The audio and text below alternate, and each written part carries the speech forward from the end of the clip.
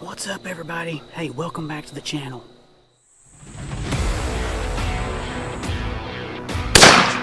Look at that.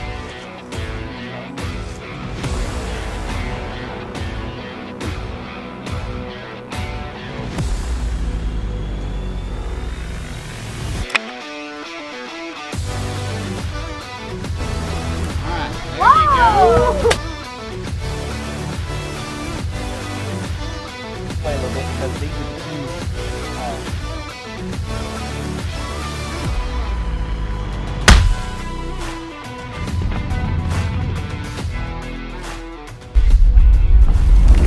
Hey, it is October 9th. I'm out here hunting this evening. It's actually the third weekend of the Tennessee archery season, but this is the first episode you're seeing because I lost all the footage from the first 2.5 weeks of archery season. The SD card that I was using, the files went corrupt on it, and I lost nearly 2 hours of video footage. Now, not all of that was hunting. You didn't miss any kills over the first 2 weeks. Basically, a quick summary. So basically 2.5 weeks wrapped up in a nutshell here is there's a whole bunch of acorns. The ground is covered. I've hunted hard, pretty hard. I've seen several deer. The activity seems to be starting to pick up. There's a cold front come through this weekend. It's a full moon last night and tonight. So I'm set up over here in a section of hardwoods that the first time I've ever deer hunted over here was yesterday evening, which ironically is when my SD card was corrupted. So I've learned my lesson from that, and I'm going to back up my video files after every hunt onto an external hard drive and just edit my files off of that external hard drive so I don't have to have this happen again. But setting up over 2 white oaks that are producing great big large acorns, and the ground is tore up underneath these white oaks. I found a ton of other white oaks and red oaks and different species of red oaks and even some chestnut oaks in the white oak family. They're dropping heavily all over the place, but there's so many acorns on the ground that the deer are not having to travel very far to eat. So I've been trying to find what I'm calling the feed tree, which is a tree that's producing something different. Either the acorns are sweeter, or they're bigger, or they're not wormy or something. And these 2 trees here seem to have a lot more disturbance underneath them than the other trees. So I've got 2 hours and 40 minutes till end of legal shooting light. With it being a full moon tonight, there should be still quite a bit of light at that time. Normally when I hunt in the hardwoods, I lose light so fast that even by the time end of legal shooting light hits, it's so dark you can't see 10 yards in front of you anyway. But I'm thinking I'll be able to hunt all the way to the end of legal shooting light tonight, have enough visibility. The farthest I can shoot here, I can shoot over this way about 20 yards toward the feed trees. I can shoot down in front of me, down under this little hardwood flat. I got about a 30-yard shot there. Deer should be relatively close. I'm actually in my climbing stand today because it gave me a little bit more freedom to get a little bit higher here than I normally do with my sticks and my saddle or my hang-on stands. So let's see if anything comes through.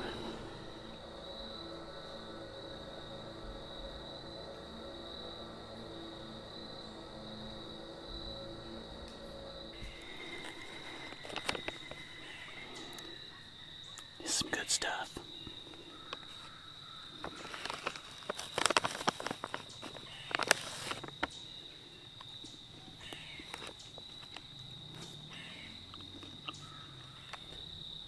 Time should be getting about right now. The sun's getting really low. It's getting to be about the golden hour here. Hopefully the deer start feeding in from their bedding area. I think the bedding area is back over on the neighbor's property on a thicket that they have. Although they could be bedding back behind me in I've got a pine thicket as well. But I tend to see the deer on trail camera coming this direction, so I think they're bedding on the neighbor. And they're coming over here to feed.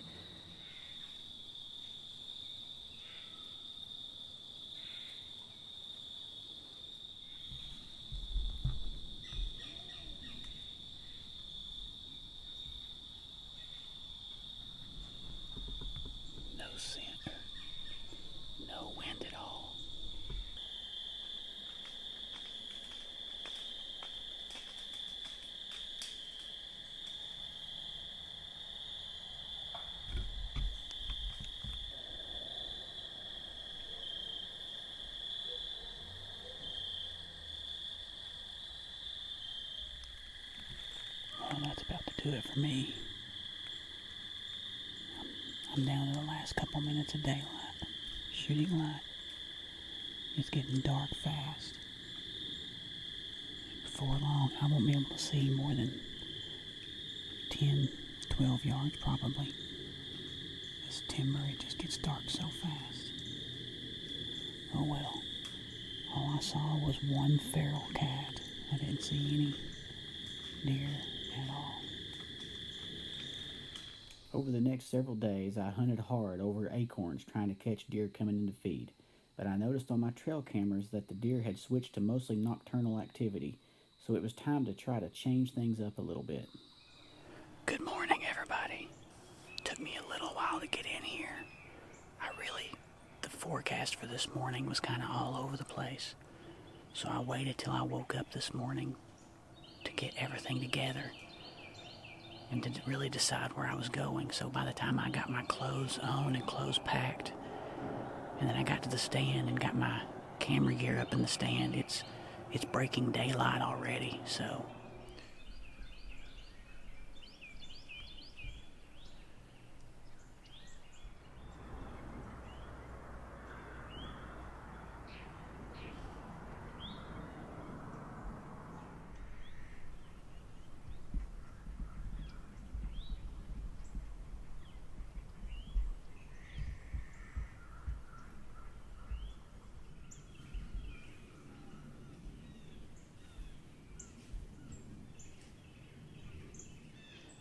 time to get a little breakfast. I'm starting to fall asleep already. Had a late night last night.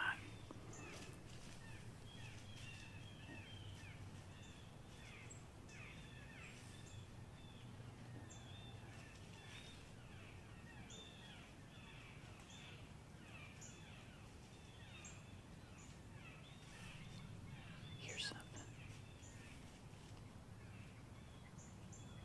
I can't tell if it's a deer or a squirrel. It's a squirrel. Anyway, I'm gonna get some breakfast. These things are good. These Mountain Adventure bars are good. They're small, got a lot of protein, and they taste good. They're not chalky like a lot of your protein bars. So, man, there are squirrels everywhere. I think they're after my peanut bar. Sun's just now starting to come up.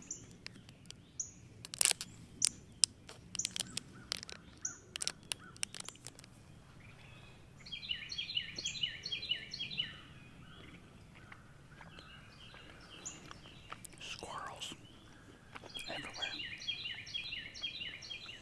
Well, it's been a lot slower this morning than I expected. The squirrels have been very active, the birds are active, but the deer are not moving. I'm not sure what's going on. I'm going to change some things up here at lunch. I'm going to go scout an area that I used to hunt, and it used to be my favorite place to hunt until I bought this part of the farm and I started hunting here on my farm. And it's a brutal hike in. It's about a 350-foot elevation gain over the course of about a third of a mile. So it is straight up. But there's a big saddle up there, and there's a big bowl beneath it with great big mature oak trees.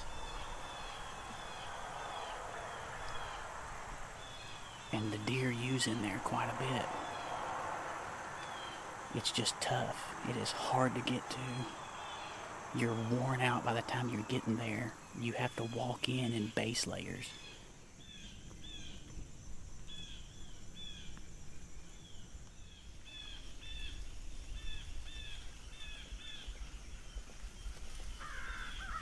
It's starting to warm up pretty good now. The wind's starting to pick up. The traffic on the road out here is really picking up, and it is just dump truck after work truck after box truck, just one right after the other. I can't hear anything The wind's blowing straight from the road, and it's carrying all that road noise right here. Oh well. Well, I'm gonna start making my way down here in a little bit and get out of here, get some lunch, and then I'm probably gonna go scout that other area. And I'll probably go ahead and take a tree stand with me and sticks with me, just to go ahead and maybe hang a stand. I don't know. I don't know if I'll do that, or if I'll just take my saddle. I don't know what I'm gonna do. Anyway, I'm gonna start getting out of here and making the uphill climb out of this hole down here, down by the road. After lunch, I did go check out that other area, and I went ahead and hung a stand. Then I came back and went over to the oak flat. The ground was completely covered with acorns. Hopefully I could catch one coming in.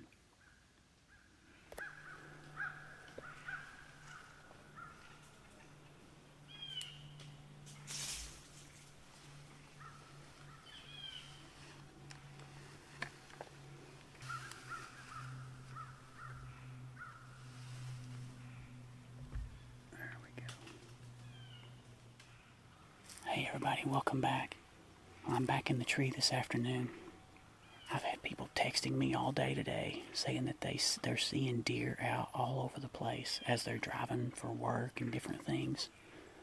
So I'm set up over here in my saddle. There's a brand new scrape over here about 40 yards from my saddle tree. I'm hoping that the buck activity is starting to pick up. I've got one really unique buck on camera over here. He's got a double main beam on one side. And then I've got a young basket rack 8-point on camera. And I've got a dandy of a buck on camera too. So I'm not sure which one is making this scrape, but I'd be happy if any of them came in this evening. So let's see if that happens. The acorns have stopped dropping. I think the wind and the weather from the past 2 days caused most all of the acorns to drop. So it is very quiet out here right now. It is extremely quiet. I hunted 3 more days over the next week, and with acorns dropping all around, the deer just are not having to move very far to feed. I ended up trying to get closer to the bedding areas, and things just still did not pay off for me. At this point, I decided to take a little break, and I took the family camping to Fall Creek Falls for our annual trip.